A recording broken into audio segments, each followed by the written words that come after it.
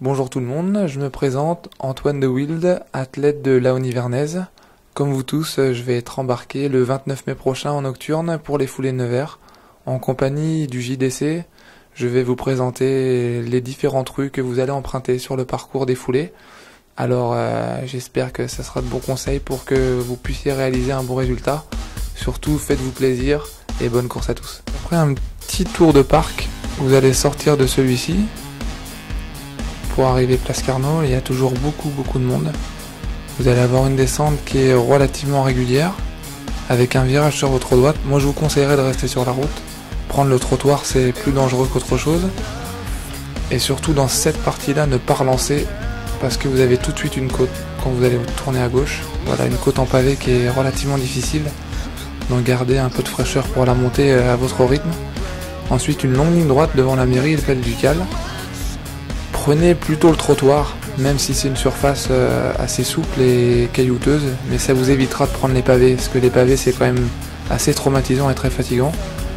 Vous sortez de ça, gauche-droite, vous allez descendre donc la rue des Récollets, une descente très technique parce qu'elle est assez raide, donc essayez de bien descendre, de bien vous relâcher, de mettre un peu le buste en arrière et de vous équilibrer avec les bras. Et là faites très attention, je pense que c'est l'endroit le plus dangereux des foulées, un virage très sec à gauche, avec une légère plaque d'égout ici. Donc surtout visionnez bien votre virage avant d'entreprendre. Là vous allez avoir 200 mètres de pavé. Pareil, montez à votre rythme, courez à votre rythme, c'est les passages les plus durs des foulées, c'est là où souvent on se fait la différence. Avant de monter encore et encore rue Saint-Martin, vous allez avoir 100 mètres de faux plat montant pour redescendre ensuite place Saint-Sébastien. Là bien surlâché, c'est un moment où on a la chance de pouvoir récupérer avant d'attaquer la rue François Mitterrand, une longue ligne droite qui va monter progressivement.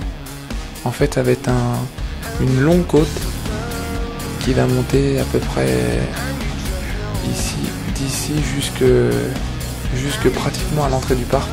Là vous allez avoir voilà cette montée assez raide. On va passer sous la porte de Paris pour ensuite tourner à gauche. Le virage là Paris est assez sec. Bien penser à relancer un petit peu et monter à votre rythme parce que la côte est assez longue. Et ceux qui font les 9 km, vous allez devoir la monter 4 fois.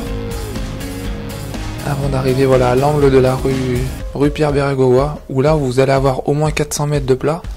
J'ai envie de vous dire, c'est un cadeau, c'est le seul moment où on peut récupérer, mais comme dans tout cadeau, parfois il est empoisonné, et il y a tellement de public qu'on n'y pense pas forcément, donc on se fait plaisir. Alors, ma foi, suivez votre instinct et votre envie, faites-vous plaisir, vous êtes là pour ça au foulée.